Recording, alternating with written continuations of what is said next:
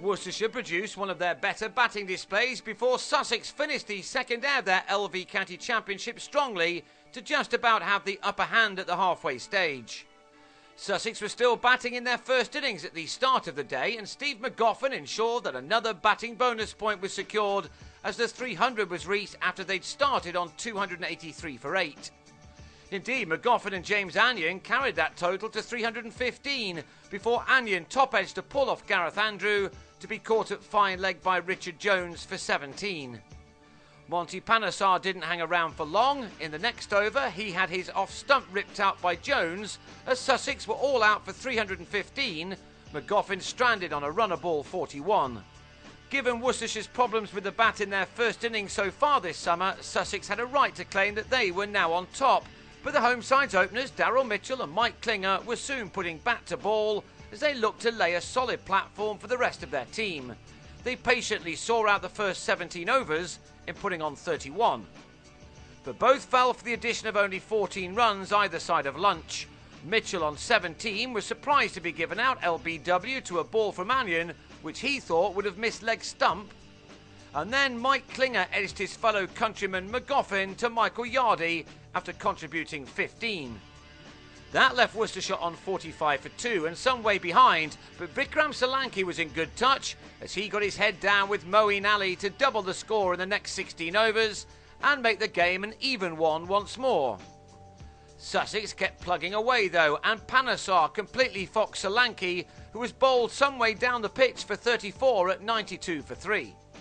James Cameron came out and drove Panesar for a delightful 6, but that was his only boundary. On 13, he was very well held by Chris Nash at short leg off Panesar at 110 for 4. So now Sussex were on top, but found the next partnership a tough one to end. Matthew Pardo will have doubtless picked up some confidence from his match-saving innings at this ground against Surrey last week, and that confidence was evident early on in his knock.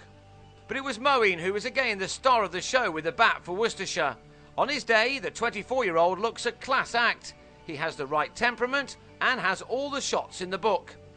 With Pardo by his side, he was now bringing his team right back into a game which has ebbed and flowed throughout to this point. Moeen completed his third 50 in 9 innings this summer with a pleasing straight drive off Anyon. It had been one of his more patient ones, taking him 129 balls to reach, of which just 4 had brought him boundaries.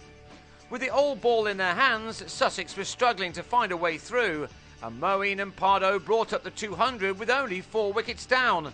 Slowly but surely, Worcestershire were now just nudging ahead.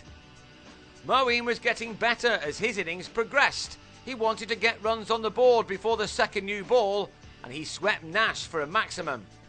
But the batsman never got to face the new cherry.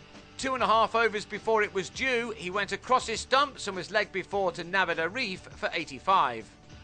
He was out with his side on 206 for 5, 109 runs behind, but that new ball had the desired effect as far as Sussex were concerned. Gareth Andrews' first innings of the season ended on 10, as he was bang in front to McGoffin. And Pardo's resistance was ended in the next over, when he nicked Arif behind on 28. Jack Shantry and Ben Scott were able to see out the final 4 overs to at least make sure that Sussex didn't take total control. Worcestershire finished the day on 231 for 7, and that means they'll resume on the third morning 84 runs behind in what is still a closely fought contest.